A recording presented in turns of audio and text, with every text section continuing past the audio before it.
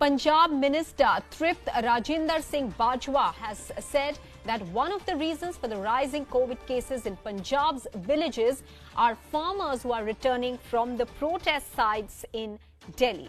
This is what has been said by Rajinder Singh Bajwa. Listen in.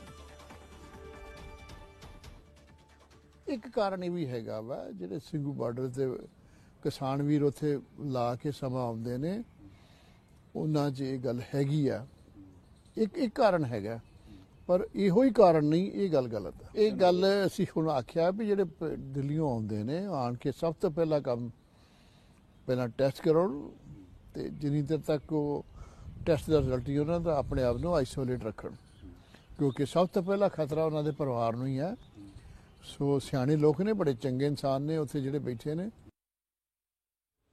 Pankaj Kapahi is now joining us live with more details on this. Pankaj, एक बहुत बड़ा statement ये आ रहा है राजिंदर सिंह बाजवा की तरफ से. क्या ये सिर्फ कंजेक्चर है कि एविडेंस है ग्राउंड पे ये दिखाने के लिए कि जो किसान दिल्ली से वापस गए हैं वो पंजाब के विलेजेस गांव में इन्फेक्शन लेकर गए हैं?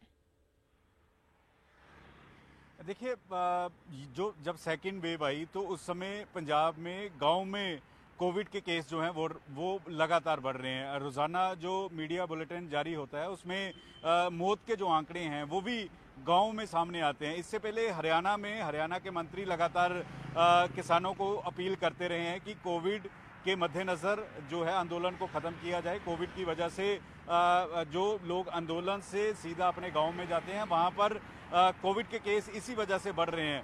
सिंघू बॉर्डर पर हमने देखा कि 2 मौत कल हुई किसानों की और वो ये बताया जा रहा था कि कोविड की वजह से उनकी मौत हुई है. और यही सवाल आज जो ग्रामीण विकास और पंचायती मंत्री हैं तृप्त राजिंदर बाजवा पंजाब के, उनको जब ये सवाल किया गया कि गांव में लगातार कोविड के केस बढ़ रहे हैं उसकी क्या क्या वजह है, तो उन्होंने कहा कि गांव के लोग जो हैं वो लापरवाह हैं, वो बेफिक्र हैं, वो शहरों में अपना सामान बेचने जाते हैं. इसकी वजह से कोविड के केस बढ़ रहे हैं. और उन्होंने कहा कि जो सिंघू बॉर्डर पर हैं, जो टिकरी बॉर्डर पर हैं, वो आंदोलन वहां पर कर रहे हैं लेकिन बार बार शिफ्ट में क्योंकि होता है कि कुछ गांव के लोग जाते हैं तो कुछ लोग वापस आ जाते हैं, वो वापस आकर अपने खेतों में काम करते हैं. तो ऐसे में तृप्त राजिंदर बाजवा ने न्यूज़ 18 से बातचीत में कहा कि जो लोग जो आंदोलन कर रहे हैं वो लोग जब गांव में आते हैं तो बिना टेस्टिंग के आते हैं. और एक वजह ये भी है कि प्रदर्शन से वापस आकर जब आप टेस्ट नहीं करवाते तो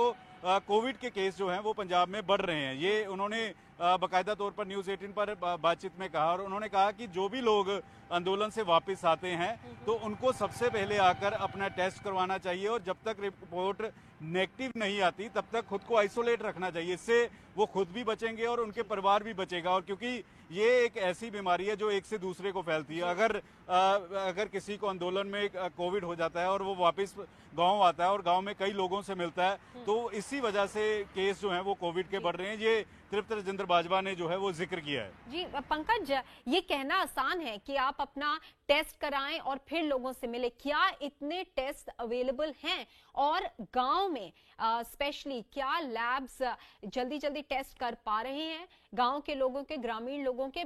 क्योंकि यही एक तरीका है, वो सही कह रहे हैं, इन्फेक्शन को रोकने का, लेकिन टेस्टिंग भी उतनी मौजूद होनी चाहिए.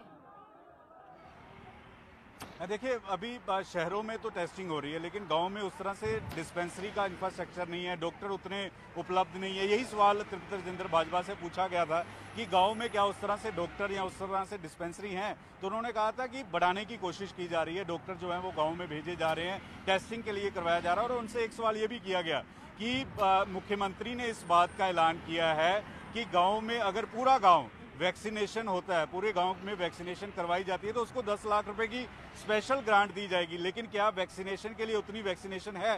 तो उन्होंने कहा था कि केंद्र सरकार की तरफ से उतनी वैक्सीनेशन जो है वो पंजाब को भेजी ही नहीं जा रही. पंजाब में उतनी वैक्सीनेशन नहीं है, टेस्टिंग की भी कमी है.